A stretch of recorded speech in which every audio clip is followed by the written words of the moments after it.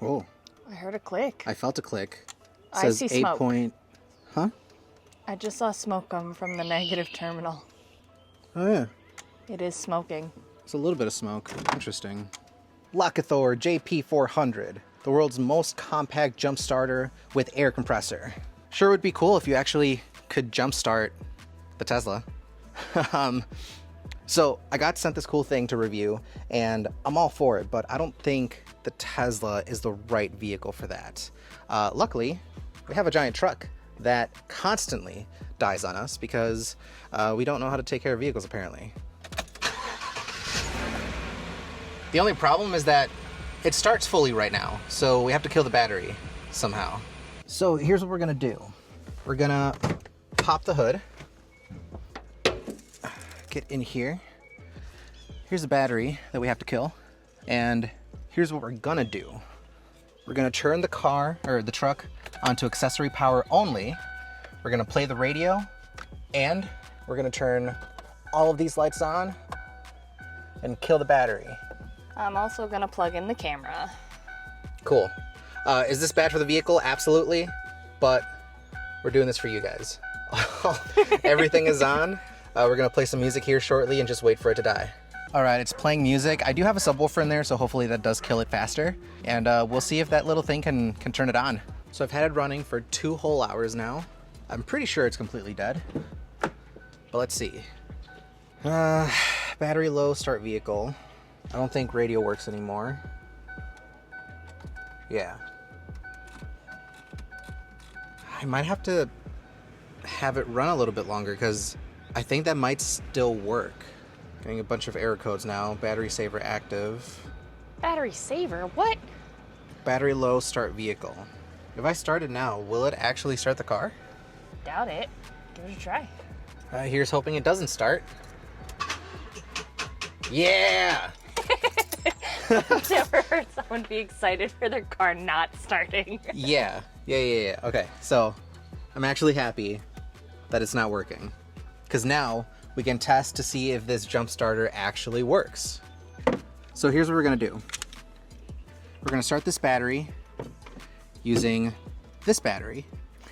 It's a pretty small battery, so I'm concerned as to like how good it's actually gonna do at starting the truck. It's a 2016 Silverado. It's not a big beefy truck, but like it's a relatively big sized truck. It's also a brand new battery that we had installed like 4 months ago because the battery that we forcibly kept dying. killed. Okay, so setup on this is fairly straightforward. You open up this 12 volt cover thing, and so you can't really mess these up. They're in a way that like they won't fit backwards, so you can go ahead and plug that in right there.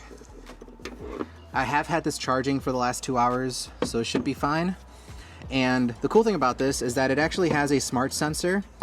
If it sees that the terminals are backwards, it won't let you start it. It'll actually warn you that it's backwards. I'm not going to test that right now because I just want to make sure that this actually works. So let's go ahead and get this plugged in and start the truck. So I got ground. I got my 12 volts. And let's turn this on.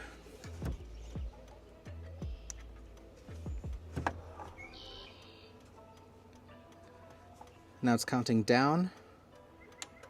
Oh. I heard a click. I felt a click. It I says see 8 smoke. point... Huh? I just saw smoke come from the negative terminal. Oh yeah. It is smoking. It's a little bit of smoke. Interesting. Alright, let's disconnect this and see what's going on. The cables did get pretty warm too. Interesting. Could it be the stuff that gets put on the terminals for winter? Possibly. Could be a few different things going on, because there's a lot of that goop there. Yeah, because that goop is to keep the battery terminals from corroding during the winter. Yeah. Let's take a look at the instruction manual before we continue. Okay, so we were correct. I don't know what that smoking was about, but I looked at the instructions. It's exactly how it should be. So let's connect this again and give her a good old try.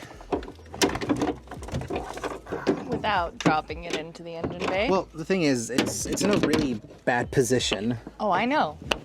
Chevys are notorious for putting their batteries in stupid places. Doesn't mean I don't love my truck. Okay. I got the ground connected. I got that connected. Ready? Ready. Turn it on. It's gonna do a countdown. At this point, it's checking to make sure that the polarity is good. And it's showing 9.8 volts. So we should be able to start the truck now. Yeah? Should I go start it? Yep, let's see if it works. Hey! Well, dang.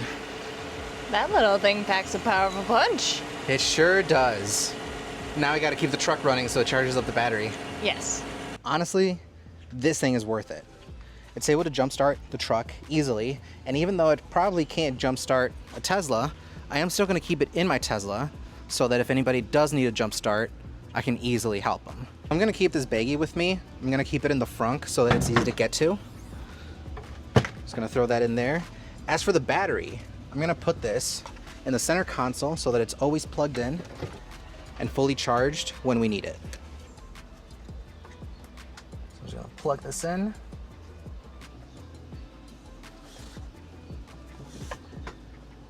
Let me see that it's charging. I'm gonna keep that in the center console right there.